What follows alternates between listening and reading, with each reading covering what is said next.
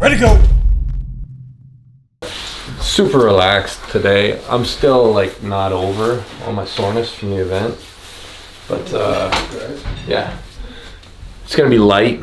But even though it's light, I'm gonna hit. I'll just be hitting triples, light triples. I'm just a few days into the block. When I started on Saturday, so 2 days after the event. It was really bad, but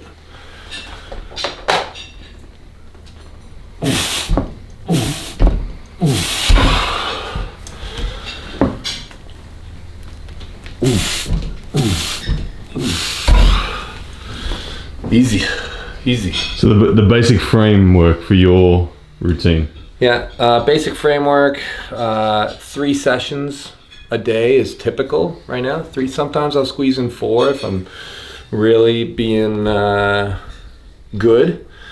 I normally, rarely do I do 2. 3 is pretty consistent, and in those 3 is typically 3 exercises, typically 5 sets, and I do 2 blocks, so a 10-day block or a 14-day block-ish. So I only do 2, and the only difference between the workouts is one of them is 10 repetitions and the other one is 3 repetitions. So I've just started a block of 3 repetition training. This is actually my 3rd exercise session of the day today, and it's like 5 o'clock. So I may actually be able to get a 4th one in today. The real key for me in this training is I never really go super hard. I've been on this system since Nemiroff, and I've had outstanding results throughout the whole time I've been rocking it. Yeah, so I'm not going to stop doing it until that changes. Yeah. And I just go up a little bit. Every set is just a tiny bit harder, and I stick to, like, I really am a big fan of rising. So rising is present in basically every single one of my workouts. I'll do slight variations whether I use a towel or a belt or whatever, but there'll be something that makes me do this. Normally something that works my cup. I'll typically get a pronator in there, or I'll do some supination maybe once every day or 2. Yeah, but that's it. Yes. Yeah, lots of time between sets, and low difficulty. It's really chill.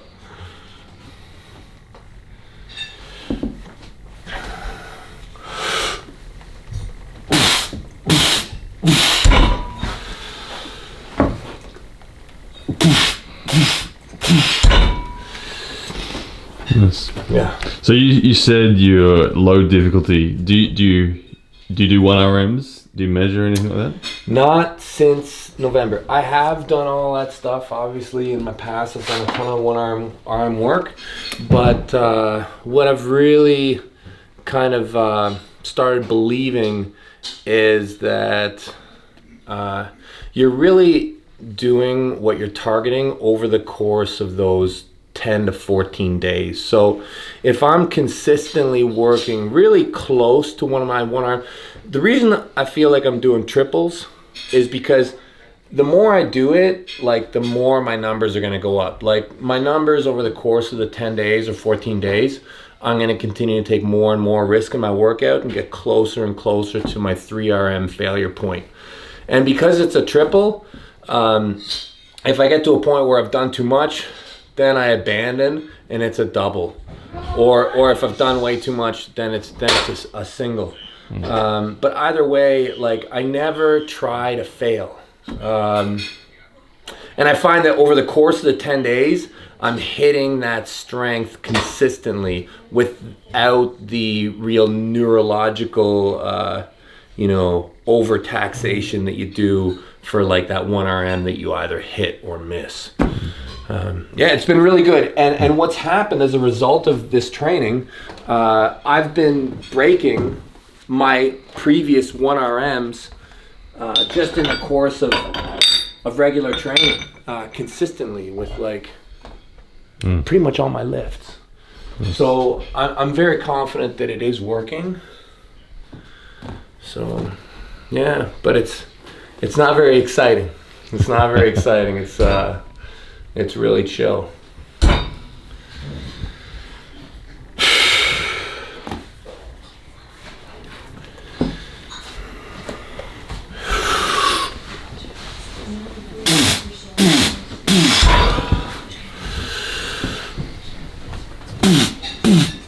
And you can see right now my left is just it's got more twang in it than my right, just because my right's beat down. Normally my right is ahead of my left in almost every lift. Yeah. Nice. And you're working with a back pressure over the knuckles at the moment, so your wrist integrity is good. Yeah. Is that like what are the foundation lifts that you generally work with? Right. So that's a big one for me. Keeping my knuckles high is to me, it's one of the most important things, especially for the style of arm wrestling that I typically like to do. I like to fight for top control a lot. So anything that knocks me down, whether I'm, using a belt, and wrapping it up, or any kind of thing that drops you, I do either belt or towel when it comes to these high knuckles. The wrap changes a little bit, but when I do my pronation work, I'm either doing like a high form of pronation through a towel, a high form of I'll do belt work, so I'll just do different wraps, okay, and I'll do pronation through belts, or with with a double-sided belt, whatever. It'll just be one where you put your thumb in. I'll do some supination through towels or belts. So when I get like here, and I used to do this like a long time ago, more open, and now when I do it, I'm already starting like in a push, and I find it's a lot less painful. And then I do a lot of work with the multi-spinner for my cup, or I do the basically just cupping lifts, and I find that that's really good too. My 3-inch. I'll probably do some of that today. Yeah, it's really simple stuff. I just do it over and over and over. Never stop. One of your rules. Yeah, I'm a big believer in, you get payback from what you invest in. And I'm investing over and over in these really simple movements. I think that they're applicable in any style. Like when I talk to people about arm wrestling and they're like, I want to get better at a hook or get better at it. And it's very hard for me to think that any style should negate any of these strengths or focus on any one of them, because I feel like all the strengths kind of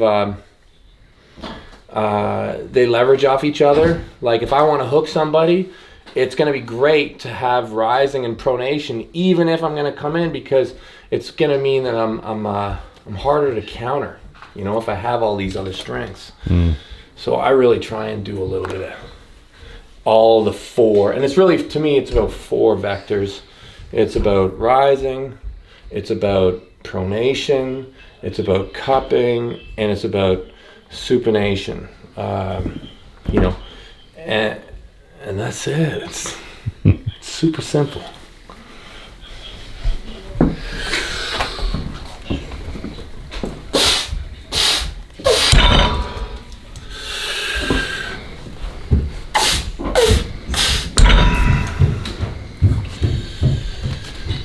You got some interesting memorabilia on the wall, man. Yeah, we moved it. Jody set all this up for me. I was working out in my basement. I was getting all sad down there. This one's a highlight. Yeah, that's from Malaysia.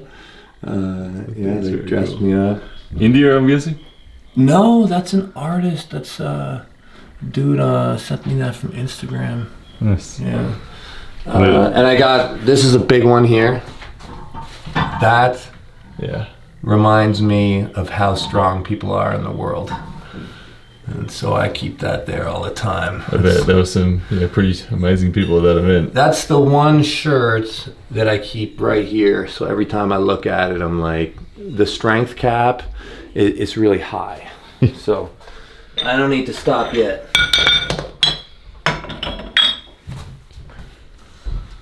You're someone who, you talked about those 4 specific vectors. They're all very much the arm wrestling fundamentals. Yeah. A lot of people, I hear people saying to you should get a foundation of strength outside of these specifics. I hear that a lot too. And I'm sure it would probably do me a lot of good to take some time and build my body up. But that's purely for health reasons. Like, that's purely for reasons other than arm wrestling in my mind. It's very hard for me to believe, like, people talk about having a better whatever is going to help your arm wrestling. And the thing is, you know, when you think about Oleg Zok, like, I mean, I'm not, like, I'm not super tight with Oleg, but I guarantee his squat and deadlift are very unimpressive. And he's one of the best pound for pound arm wrestlers that's ever, well, not even pound for pound, he's one of the best arm wrestlers that's ever lived. And that is purely based off of his hand superiority. Really, like, that's what he's got. I feel like it's a hand sport. It's about hand control, hand domination. I think that you know, when you control the things going on here, if you're good, if you understand the flow, it just gets worse and worse for people. So it's really hard for me to justify investing in areas outside of arm wrestling when I really think I know where the game is. I mean, I don't think that investing in the movements outside of arm wrestling are going to help me in any way other than overall health, which I'm going to care about more when I get a bit older. But for now, I'm still good. I'm just going to keep on rise, cup, roll, you know, a little bit of supinate.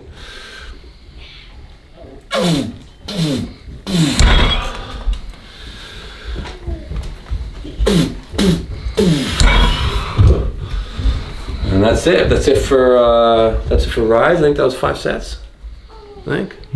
Was it 5? I don't know. I think maybe 4. Maybe 4. Maybe I'll do one more.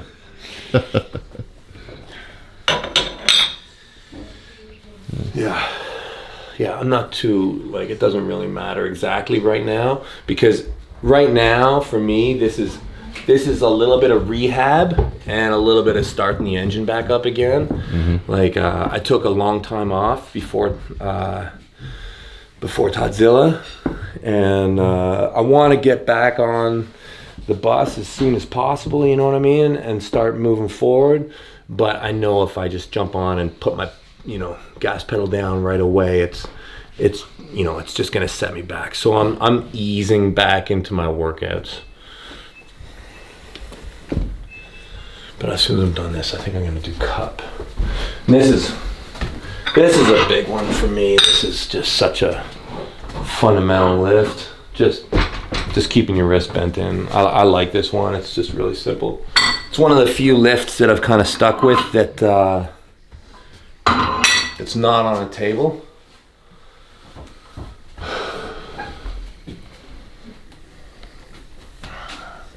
But you see, like, I take a lot of time between sets. Like right now, like, I'm really focused on gaining strength. Like, I'm not worried about conditioning. I just care about that top end strength, because I know that it's really what makes a difference. And people talk about endurance in arm wrestling, and the truth is when your strength is superior, you have more efficient positions right away. Like, right away, if you're stronger, the person's forced to be in, you know, disadvantaged mechanics, and then their endurance is going to fall apart. So, like, it's always a priority to just train strength. You know, the only time I don't train strength is when I'm injured and I have to work on my tendons, and then I'll do reps.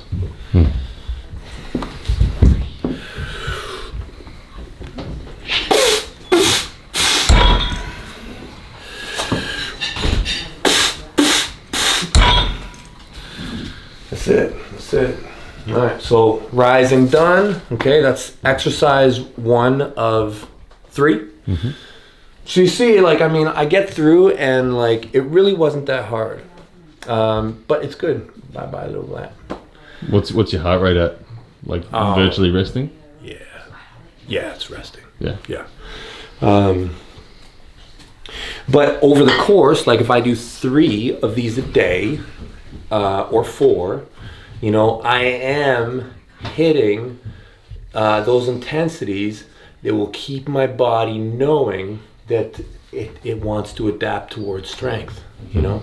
And over the course of a 2-week block or a 10-day block, I'm gonna make steps forward in what an easy workout looks like. And I've found just over the course of the last few months of training like this, that I'm actually progressing faster in what my easy workouts are than the speed that I would have progressed in what my hard workouts were. So, yeah, it's really nice. It's a good season to be in. Yeah, it's really working. So, nice. Yeah, and I mean, I think it's what a lot of the guys are rocking in Eastern Europe. I think. I don't know. Anyways, I've done periodization before, but I was doing it really hard. Now I'm doing it really easy, and it's better.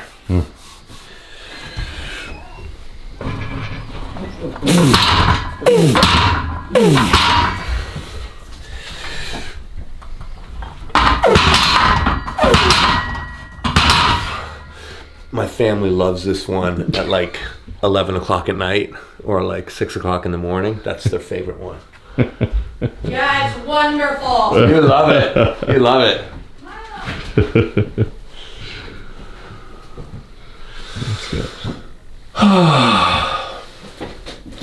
Yeah, and I'm going to need to be strong for, I mean, pulling a super heavyweight division, like strength is obviously important in all the divisions. But inevitably you're going to be facing the likes Michael Todd, Dave Chapey, Jerry Caderet. Exactly. They're all big boys. Yeah, and you just can't. You can't try to do it on like, you know, not paying a lot of your energy towards the development of top end strength. You just. It's scary. Yeah. It's powerful there. You just got it. Yeah. But I mean, the same goes in all the weight categories. Yeah. I think that what happened with me was, you know, as of about 2013, when I got my surgery, I spent such a long time, like I'm going to say like, I spent like probably 4 years of my life dedicated towards the development and rebuilding of my connective structures, you know, that got all loosened up and damaged. So that was a ton of reps, and I wasn't really comfortable in pushing the joint with the high level strength stuff. And it's just been in the last year or so that I've really once again started to really test my 1RM consistently. Well, not necessarily 1RM, but just that strength.